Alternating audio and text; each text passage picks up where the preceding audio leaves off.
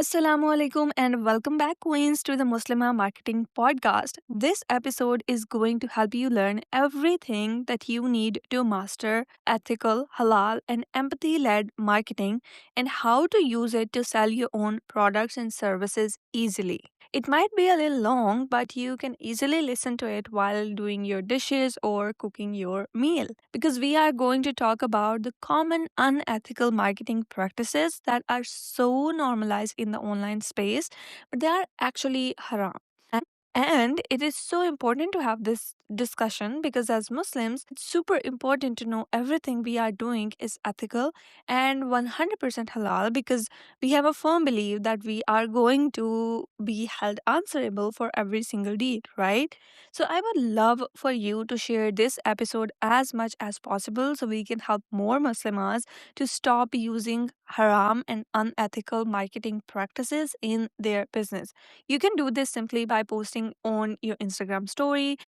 All right, now without further ado, let's jump straight into it, shall we? The number one practice is selling something you do not know about. Now, unfortunately, this is becoming so common in the online space, and everyone is trying to promise an increase in leads or sales or incomes. And most of these people don't have any kind of results to showcase that they can deliver this kind of service or result. See, if you haven't achieved this result yourself, the one that you are promising in your marketing, how would you help your clients achieve that? It doesn't make sense, right? You should be the embodiment of your own work. For instance, I have been manipulated and now I am rebuilding my business. So, the reason I shared that is because I built a six-figure business once. Now I am building it again, right? So, I have the proof that I know what I am doing. But I still don't make income claims in my content, even though the services that I offer can increase my clients' return on investment. But I know there are a lot of other things involved, like their own mindset, their branding, their designs, the way they show up, the way they sell. All of these things matter, right? So, all of these things will increase their revenue and not just the copy alone, right? So, you have to do the same thing. You have to focus on the results that you can genuinely deliver. It can be something that you have experienced, or it can be something that you are confident about because you have enough knowledge. And if you have no knowledge, if you have no experience, then it is something you should not be offering. Now, this does not mean you should quit your business. No, that is not what I am trying to say. I am just saying that you need to have at least a little bit of knowledge because you are going to feel confident to sell those services. For instance, if you are promoting in your content, I will help you get more leads, and you are not getting leads yourself. If you are telling people that I will help you increase your sales, but you are not making any sales at all, these are the results that you can't deliver, right? So, what you need is you offer something that you are good at. Something that you can actually deliver, something that you have experience in, something that you have knowledge about. And it is super, super simple. Just reflect on your experiences. What is a specific problem that you have solved for yourself that you can now solve for other people?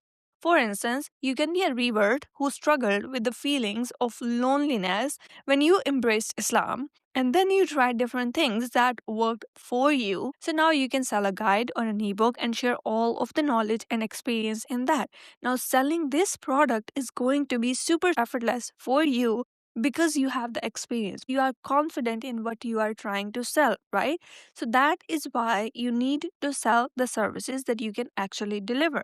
You need to be honest in your marketing. That is the number one thing. Because if you are not honest, if you are not leading with integrity, then it is not ethical. It is lie, right? And lying is haram. So you need to be intentional about that. Next is guilt tripping or shaming people for making a purchase. Now, it's another common practice that is so used in the name of selling. I often come across such messaging where people are shaming their audience for not hiring them or not buying from them. It is so common that most people don't even realize that they are doing this. Now, psychologically, this is a really a persuasive way to get people to take your desired action. But the thing is that unfortunately, this is not ethical. This is not halal. This is not Islamically right. because it's persuading people to buy just because of the shame and not the value itself. So it's different from using pain points in your marketing. Pain point is when you talk about the struggles of your ideal clients and then you share your service that can these specific problems, right? But shame based marketing is something where you misuse their pain points against them and you convince them that your service or your product is the only way to eliminate this shame or to get rid of this problem, which is actually not true, right? There are a lot of other things that they can do. Right? So I see this a lot. Some sisters are using negative things to promote their services. For instance, I often come across such messages where people are saying things like, if you don't want a man to disrespect you or threaten you, you need to build your own business so you don't have to rely on a man or someone who does not value you. Now, if you look closely, this message isn't right. Why? Because it's making women believe that one, money is the solution to everything, and that is so wrong.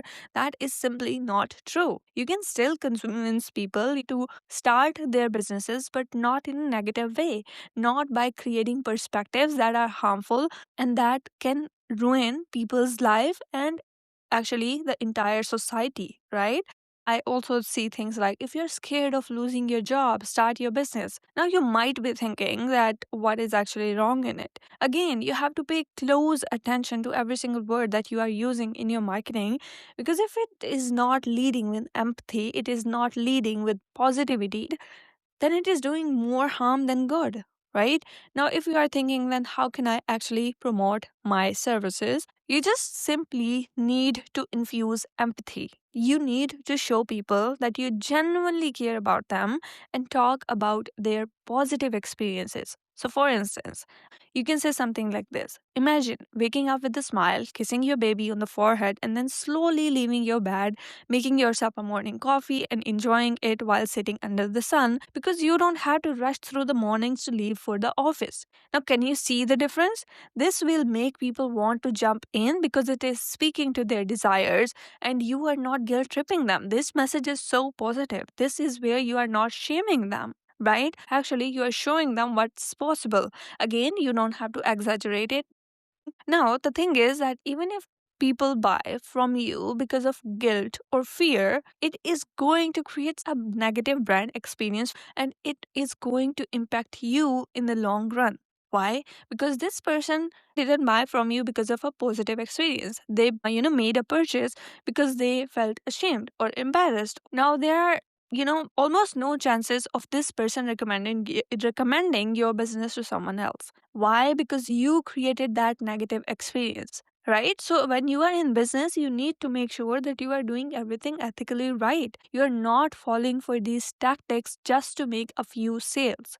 So now what you have to do is simply use empowering copy and show people that you genuinely care about them. You are not here just to sell your product, but you are actually someone who want to solve people's problem and offer solutions because that creates a positive brand experience. And people are going to keep coming back to you over and over and over again because you are leading with integrity, you empathy, you kindness and honesty. Now the third thing is hiding your prices. This is another common practice that most people use without realizing its impact. Now when you hide your prices, it shows that you are not confident in your pricing and it also delays the purchase decision because we all make purchase decisions based on our financial situation.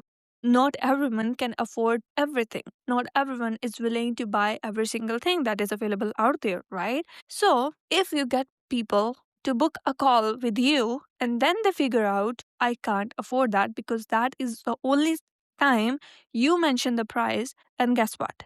They are going to feel embarrassed to say it. And they might say things like, well, I think I need time, or I don't think I am ready, or maybe I will get back to you later because they are embarrassed. They can't say it in your face that I can't afford it. Again, this is going to create a negative customer experience for you. So, what you have to do is simply stop hiding your prices. Own them. Mention them on your sales pages, booking pages, forms, or even in your stories if possible. Because the thing is that it will help you qualify people and attract the ones who are ready to pay instead of forcing people to buy on a call or sending 10 plus follow up messages, right? So, if you don't want to delay your sales process, if you actually want to attract people who are willing, who are 100% committed to work with you, then you need to stop hiding your prices and you need to showcase them. Even if you offer something that is customized, again, you can mention your starting rates because this is going to give them idea that if this is something that they can afford, if not, again, it is good for you because you are not wasting your time trying to convince someone who has not budget to buy your product.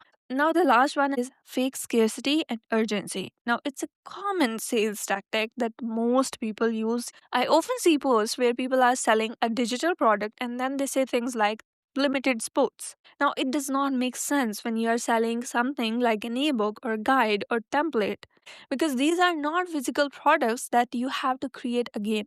However, it will work for you if you are offering live course or a masterclass and you want to limit the number of sports so you can give people complete attention. Now you might be thinking, how can you use scarcity or urgency ethically? So simply just explain why is it limited, right? For instance, if you are a coach and you want to run a live masterclass, you can say only 10 spots are available because I want to help every participant personally. This will make sense and show that scarcity isn't a sales tactic, but it is genuine.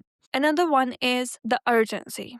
I see things like join now because the price will increase in 5 days and then the price does remain same for weeks or even month. It is not ethically right because if it is genuinely urgent, then you have to explain it. You have to tell people why it's urgent. Don't make people leave hanging. Don't assume that people are going to trust you just because you made something urgent or just because you have limited sports. Right.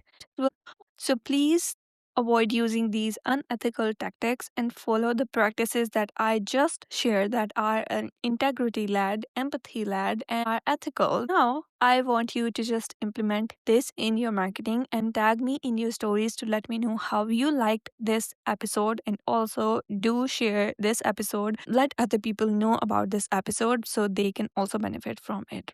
Also, if you want to learn how to create and sell your products using halal, empathy led marketing, then you just have to DM me and I will let you know how we can work together. Inside my private coaching and intensive, I help you come up with content and product ideas based on your own experience.